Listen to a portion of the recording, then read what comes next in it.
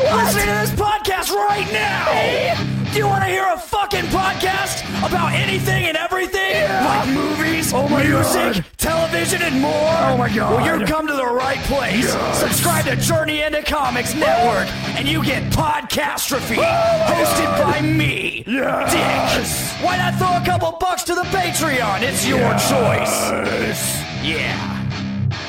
This is a Podcastrophe. That sounds so awesome. The following podcast is a Journey into Comics Network production.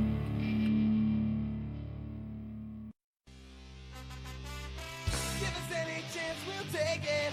Read us any rule, we'll break it. We're gonna make our dreams come true. Do it in our way. Let's go and set us back now. Get it hit on the track now. We're gonna make our dreams come true. Gonna do it our way, it's our way. Hello everyone, it's Andrew, I'm Liz.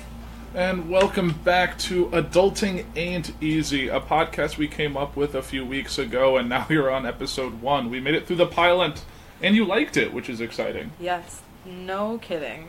Like 50 downloads, which is really impressive for a show that had no prior following. We didn't give it a huge social media push, and we got all these likes on Facebook already. People just must relate to the idea, and I know once our lives die down, we might do some more social media, doing maybe the Instagram thing, or posting pictures on Twitter. I have the social media on Facebook and Twitter up. Maybe I'll have to do it, because Yeah, because I'm not too much into that. I'm more of the stalker. So, yeah, it wouldn't work out too well. right, you're not even an admin on the... I didn't have you as an admin on the I Facebook. know, what the heck? I gotta add you still. It's fine. Oh, and just FYI, because I'm going to forget, the hashtag is adulting's hard. Well, that's silly. And my computer seems to be doing weird things, but we're going to keep rolling anyway, and hopefully it'll snap out of whatever it's doing. We don't lose this part of the audio. Yeah, Oh, we're good. to see. We're Oh, fine. we are? We're fine. Oh, It recorded good. it. I can cut out the Well, that's pause. nice. Technology is just a wonderful thing, isn't it? Technology's one thing, and you stare at a computer all day at work, and then you go home and you make dinner, and then you put the laptop back out and get back into it. Oh, yay. And we actually had Mexican for date night tonight.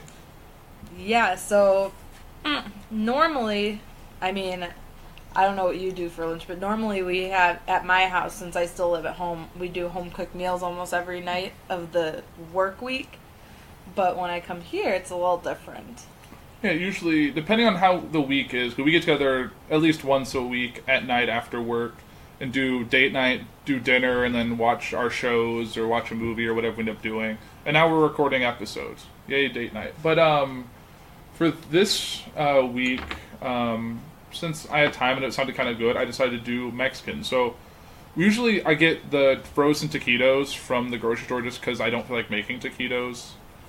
Because we don't have time. I mean, I feel like when it comes to making certain specific foods, it just takes forever. And I'm sure that taquitos normally may not take that long, but we just did not have the time to do that. Yeah, once we look together and actually have to plan meals for the week and actually get into the full cooking mode, we'll probably take care of it then. But for the meantime, it's just easier to do some things homemade and some things just from the box. So this week, since we did Mexican, I actually made homemade salsa and homemade queso, which is very nice. Yeah, if you don't know Andrew, he's a salsa fanatic. Like, literally, he made a whole I made a like blender. blender's worth. Like, he had a small little like food processor, and I'm like, okay, that's like an acceptable amount of salsa. Oh no, that was out for show. And then he gets out his blender, and he just starts stuffing all this stuff in there. I'm like, are you really gonna eat all of that? Oh, I will. I have to get more chips because the chip but if I don't, I can always just add some other stuff to it and make gazpacho out of it. Because gazpacho is it's a cold soup that's delicious, and it's basically salsa. I don't know about cold soup though. Yeah. I mean, I've never had gazpacho, so I wouldn't know. Yeah, I saw it as an appetizer option for the wedding, and I was like, yes, do it, want it, in a bowl that you can eat. Definitely, it's worth a shot, I guess. But yeah, that's one of Andrew's things that he likes to make on his own is salsa. Because with salsa, when it comes to Andrew, he's very picky about it because there's always something wrong with it. Well, we actually, over Memorial Day weekend, there was a salsa that was brought over for a gathering at Liz's house. That was, I think, the perfect consistency for me because it was I like restaurant style salsa where it's nice and thin. I don't like the just big chunk, but this one it was finely blended, so there wasn't any discernible chunks, but it was still thick enough that it didn't slide off the plate when you're eating it. I was like, I want this recipe, and apparently the person who makes it doesn't really follow a recipe, so each iteration is always a little bit different. So unfortunately, I can't recreate it, but sometimes you get hit or miss, especially when you go to like Mexican restaurants. Sometimes you get the ones where it's really good, but it's really thin and it's brown for some reason. See, and I'm the opposite when it comes to salsa. Like, I really like the Tostitos is like my favorite because it's all chunky and hearty, but I mean, I'm not too picky with salsa because I'm more of a guac girl, so. Alright, and that's something that you've made before. I've never made guac on my own. It's a process. I never season it on my own. I always use those little packets, which are super nice because I'm lazy and I don't have time to measure out and get all the fancy spices. So that's always a nice thing to do with guac. But Jewel Osco does it right. I mean, I've never really had a bad guacamole made by them, so I just stick with them. If I'm really, really motivated, like if I'm going to like a gathering or something, I may pull out like a guacamole recipe, but a lot of the times it's just like, Right. I'm too tired, I don't even have time, let me just go through the Jewel Osco, check out at the counter and leave. Right, and I feel like anytime that you make guac yourself, it turns brown within like an hour. Yeah, and I've tried some of those like, oh, keep the pit in the guacamole, oh, try this, oh, try that. I'm not successful. I don't know if it's because I'm not a good cook or if it's just because I'm not doing something right. Who Right. knows? And we're not- That's why I don't make guac. I just buy it from the store. Right, it's cheap, and it's most of the time it's cheaper to buy it than to make it yourself. By the time you buy all the ingredients and avocado, and I don't know when a good avocado. I'm not one of those millennials that does avocado toast or whatever that weird bullshit is. I don't know if it's necessarily bullshit. I just have no idea how to make it, and I don't know. I'm not a big egg person, so I don't know if mixing avocados and eggs for me would be that great. I had one interesting thing that someone brought into work one time. They did avocado deviled eggs. So, like, typically you make deviled eggs. You hard boil the egg, and then you scoop out the yolk, and then you add whatever you do and blend it up, and then add it back to the egg whites. So this time you just throw, like, I think an avocado or two in that yolk mix, and then you put on there. So you put essentially green eggs. So I guess you could do if you were a school teacher and did green eggs and ham. But I don't know. It wasn't bad, but I feel like the avocado taste and the egg taste are very complementary. So nothing really stands out. Yeah, I don't know. But I don't know. But sometimes our day nights are pretty sometimes, like, I think last week. What did we do last week for dinner? Last week we went all out. We actually made something from scratch because we found a recipe online and it was for it's from that tasty chicken, video. Yeah, it's the chicken and the cherry tomatoes and the green beans. Which when I tell people what kind of chicken it is, I didn't realize this was like people didn't have it, and I guess I didn't either until Andrew found it at the grocery store. But it uses boneless chicken thighs, which boneless. I think it was skinless too, right? Boneless, skinless chicken thighs. I think it was just boneless. They had some skin on it. But I've never heard of it before, and I thought it was crazy. And apparently I'm not alone, which is nice because the only time I've really seen chicken thighs are when they're whole in the bone.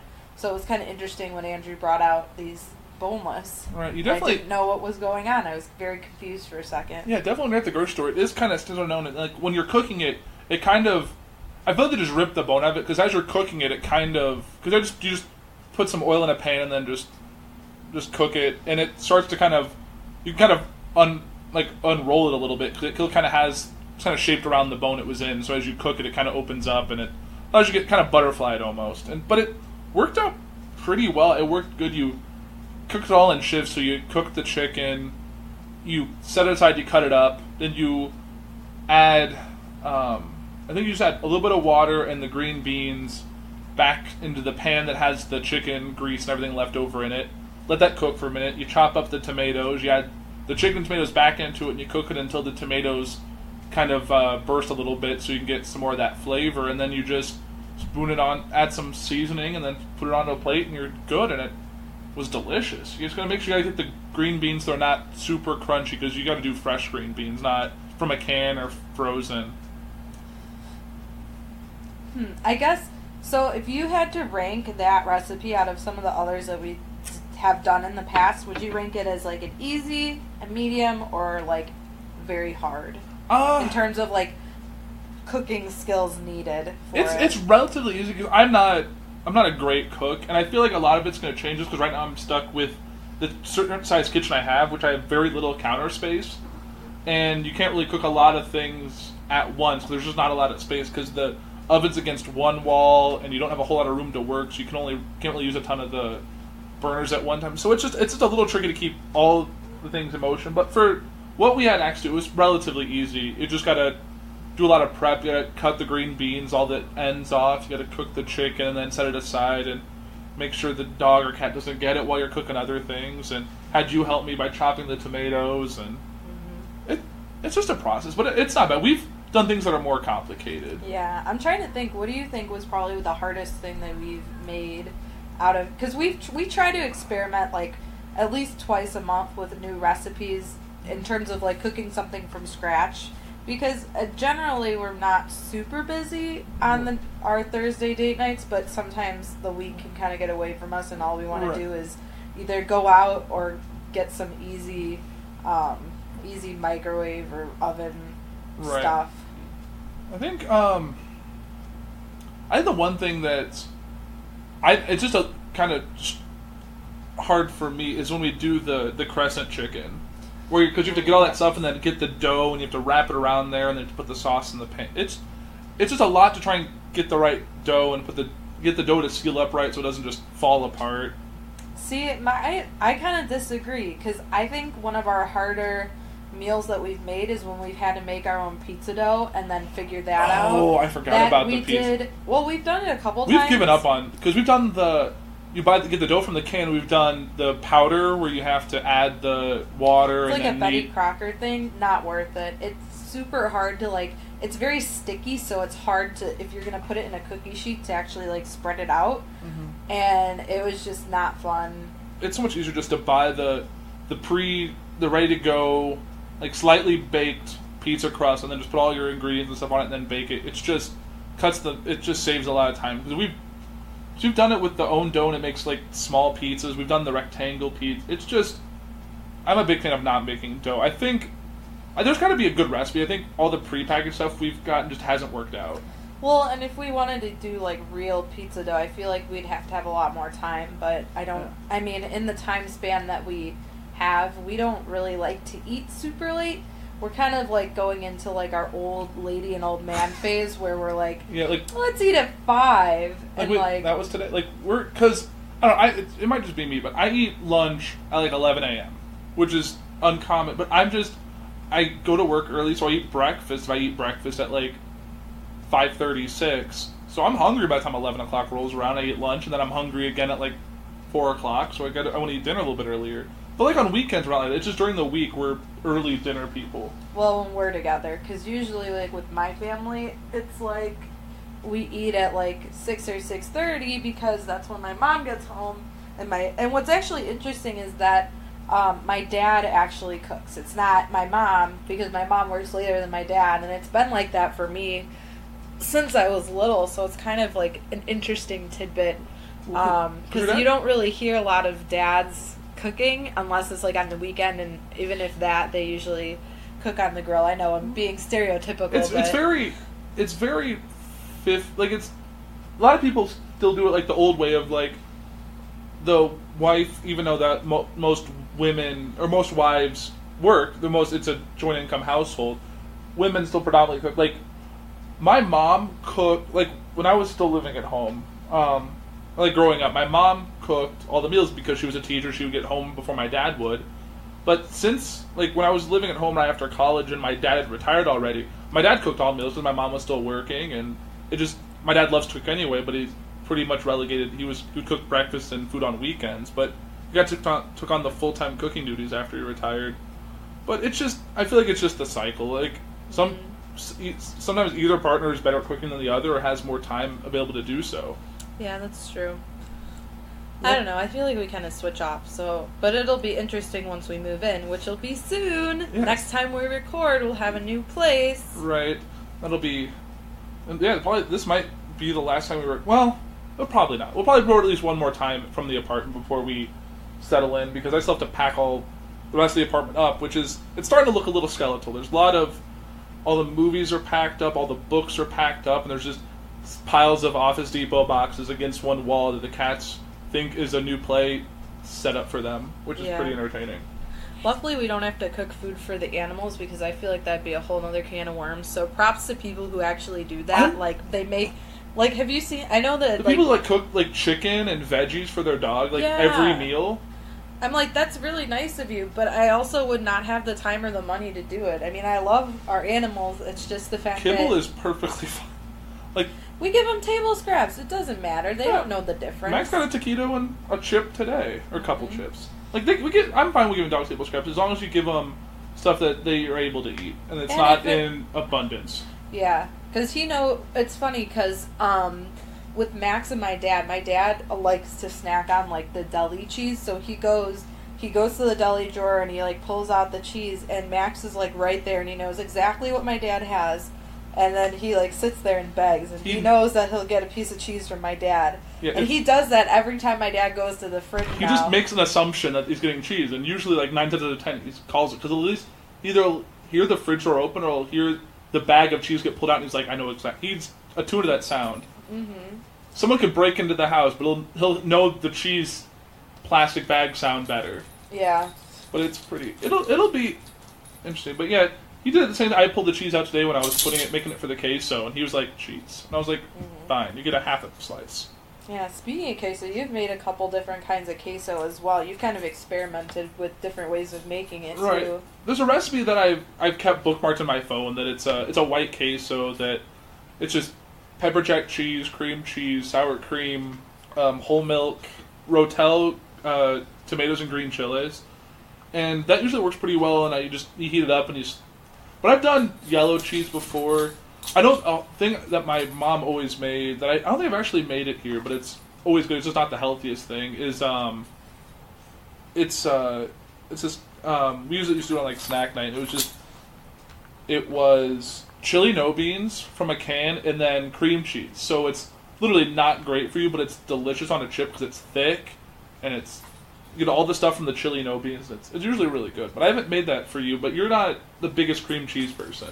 Well, I don't mind it. It's just it's very heavy.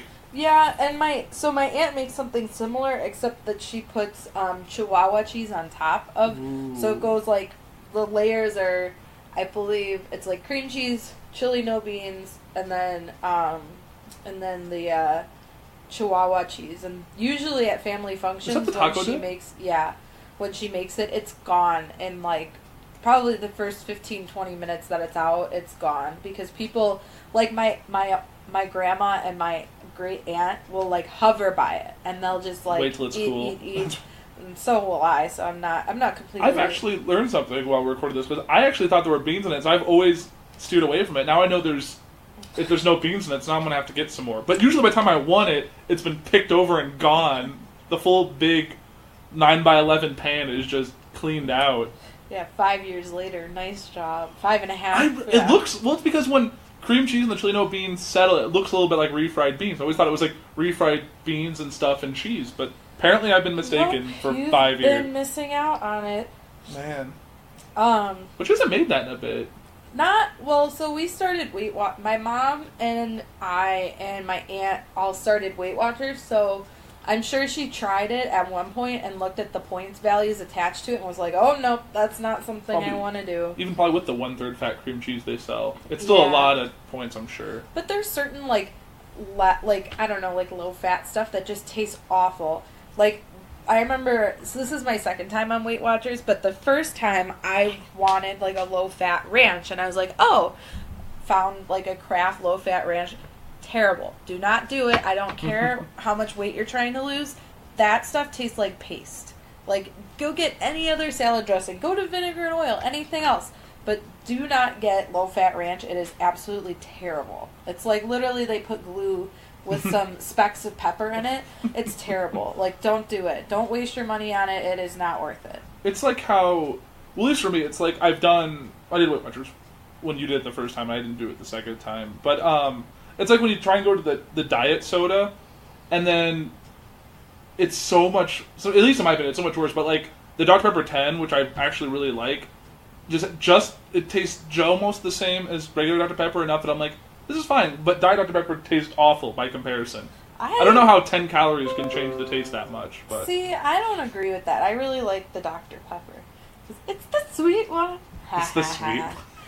I like it. I don't know.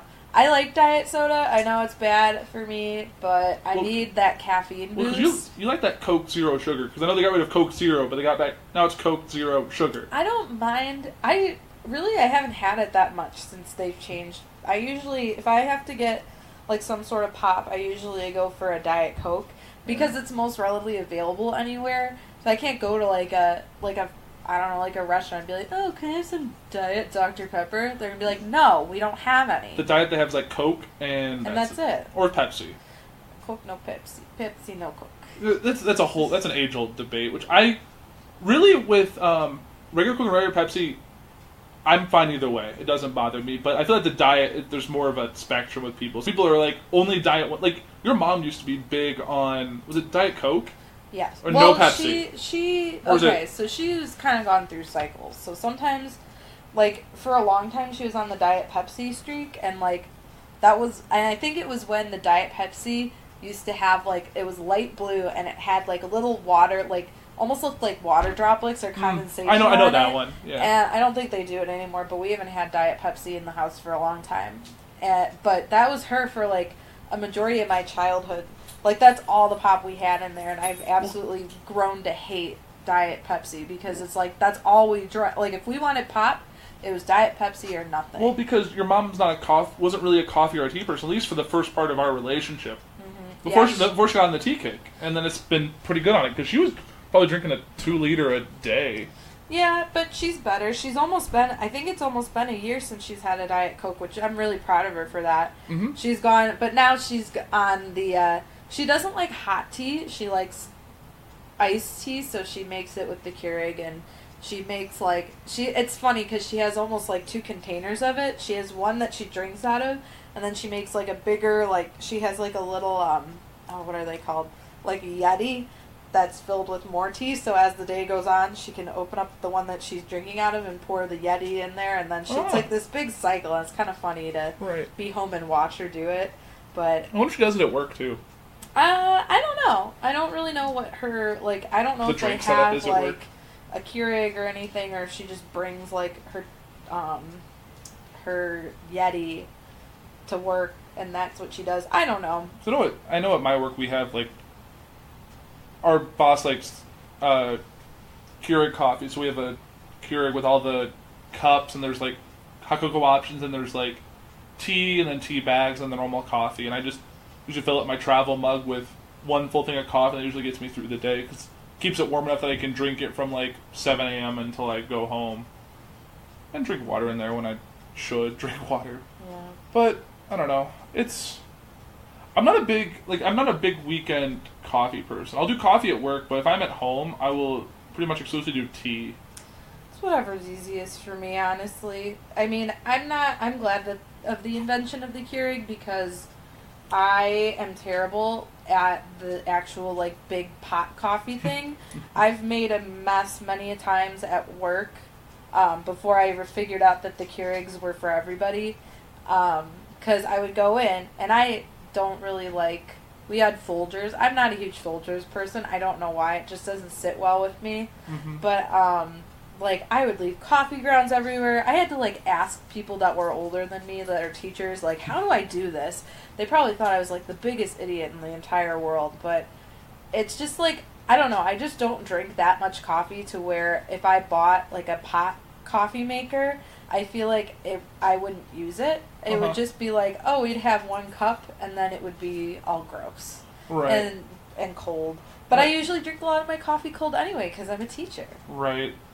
Well, we talked about it on the pilot with the whole coffee cart thing that you did using a Keurig. But I like the.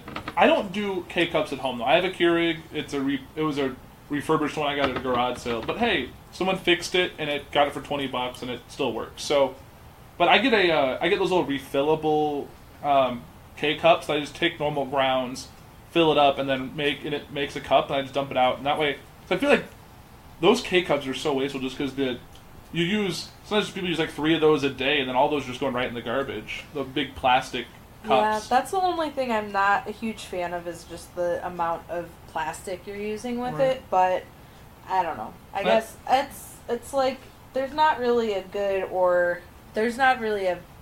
way. I mean, that's affordable to do that unless you use the reusable K-Cup. But I feel like that can be messy too. Yeah, I think Dr. Pepper actually owns Keurig now, or vice versa. Well, fancy that. They partnered up because like Green Mountain, which is that Keurig brand, and then Snapple and Dr. Pepper are all one company now. But I think they were looking into making biodegradable K-Cups, which I think is a smart move. Yeah. Just the amount of waste, I'm sure, is astronomical, but since it became popular. But I don't know. I'm a fan, but when I have families over, I don't want to just make a bunch of little cups. I'd rather I have like 3 coffee makers at my apartment. I have the Keurig. I have a coffee maker that makes 2 travel mugs at the same time, and then I have a regular stainless steel pot coffee maker. So I don't know. It's just sometimes you just need your coffee in the morning. But I'm a milk and sugar person. I can't do black coffee.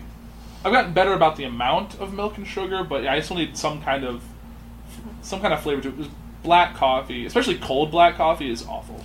That's how you can tell we're in our mid to late 20s is that we still don't drink black coffee yet.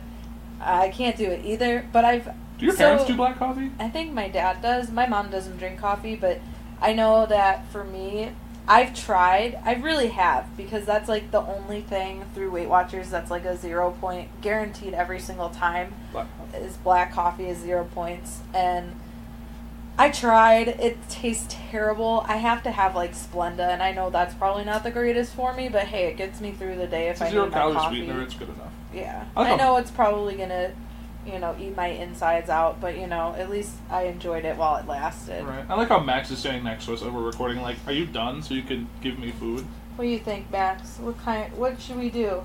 What's the easiest thing for us to make? Should we make Keurig coffee, or should we just do it in a pot? What do you think?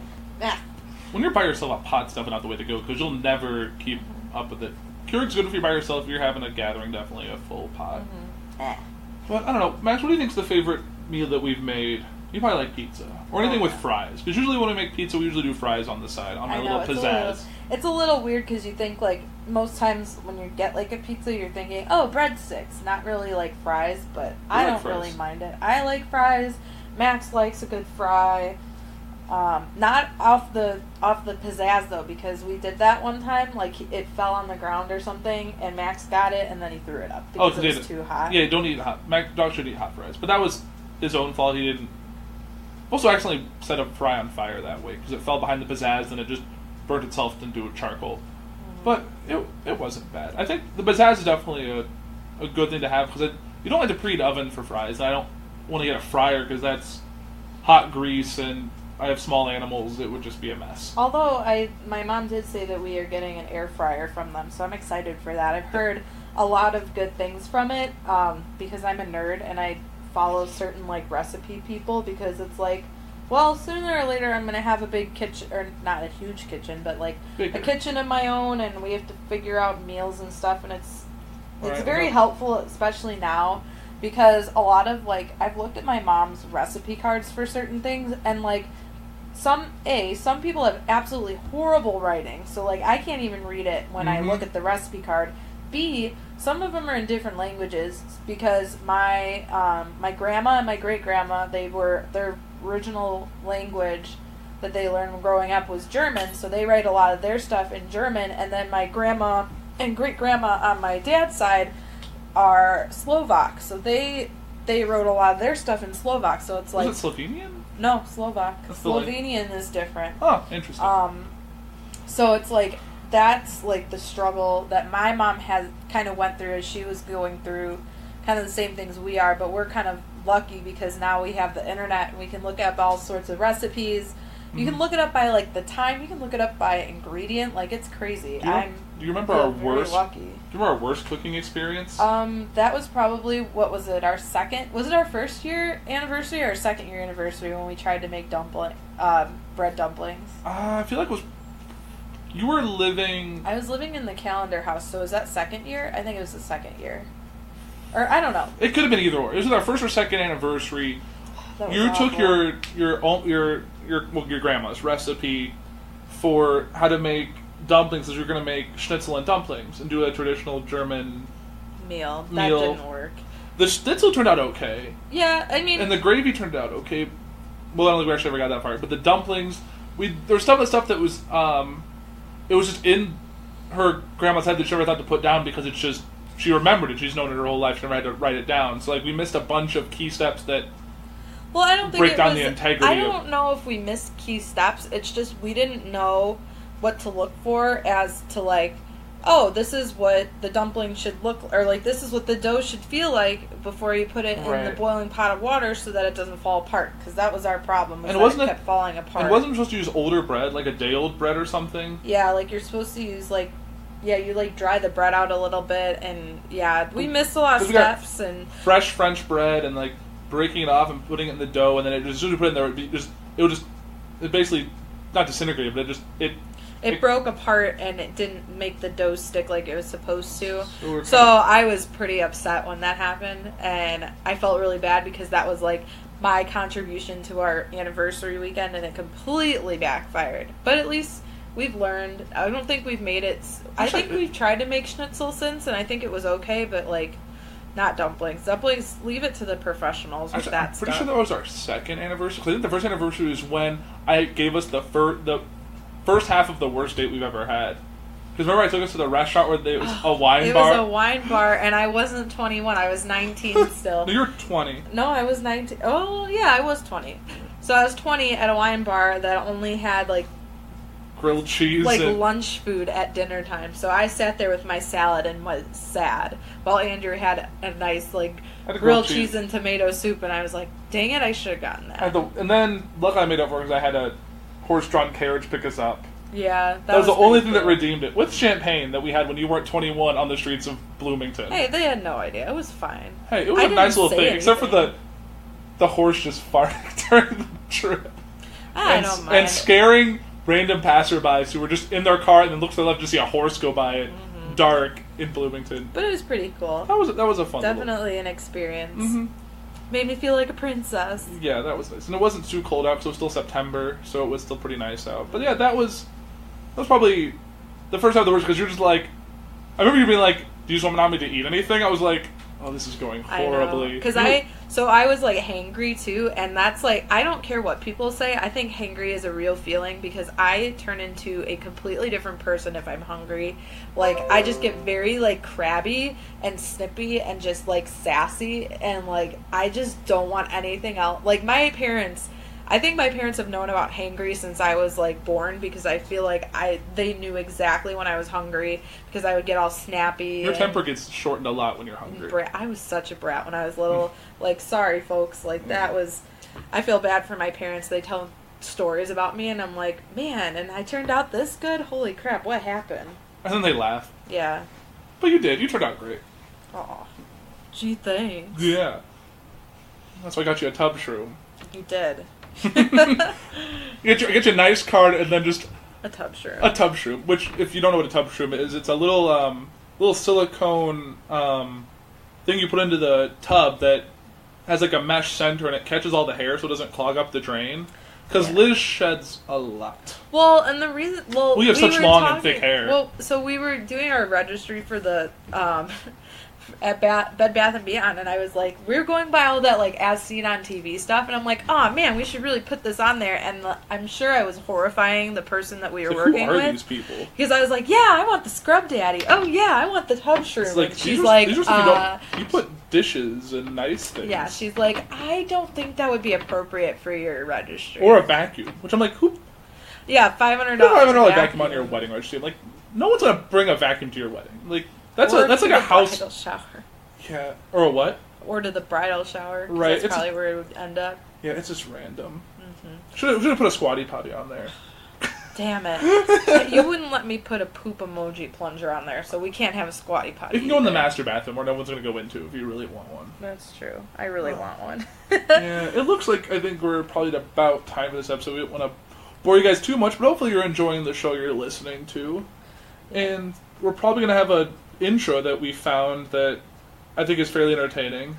Yeah, it kind of has a backstory to it, but we can always talk about that next time. Yeah, you'll talk about it because you'll hear on this episode, and we'll talk about it next time. We're just going to record a bumper and stuff. But we have social media now. We have a Facebook and Twitter that I created. They're at Adulting's Hard because Adulting Ain't Easy was too long on Twitter and it was already taken on Facebook. So we're at Adulting's Hard. So ADULTINGSHARD. That's the Twitter and Facebook. You can find us on there. We'll be posting links to the show and stuff once it's up there, and we're going to drop every other Wednesday for the foreseeable future. If there's no more scheduling shakeups, that's probably where we're going to stay. I know at one point we talked about Friday, but there's another show that's going to be on Fridays, which is Kids for Sale or Kid for Sale. I don't remember if it's plural or not, but I've heard really hilarious things. I haven't had a chance to listen to it yet, but it drops Friday, so by the time you listen to this episode, it'll already have aired, so hopefully you check that out. The network is definitely growing up in terms of what we talk about, but yeah, so you can find us on there. Hopefully you're enjoying the show. We're going to keep doing it as long as you like it. So yeah, comment and tell us what you like and what you don't like, because that's how we cater to you. Right, this is probably the most opposite show to my other show I do, which is the Poor Report, which is me talking about news where Liz doesn't listen to it because I'm boring and I sound like I'm an NPR personality. Well, I'm just not into the news. It just makes me sad. Yeah, I like we were talking about like the whole Roseanne thing last night. About how that's the whole thing, but they might be doing a show centered around the daughter and then keeping it going.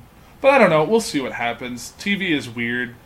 I love a lot of it. They cancel what I like, and then who knows what happens. But it's a whole other topic. We can talk about another show. But I think that's a good for this week. So thank you for listening to Adulting Ain't Easy. As always, I'm Andrew. And I'm Liz. Thanks for listening. Yeah.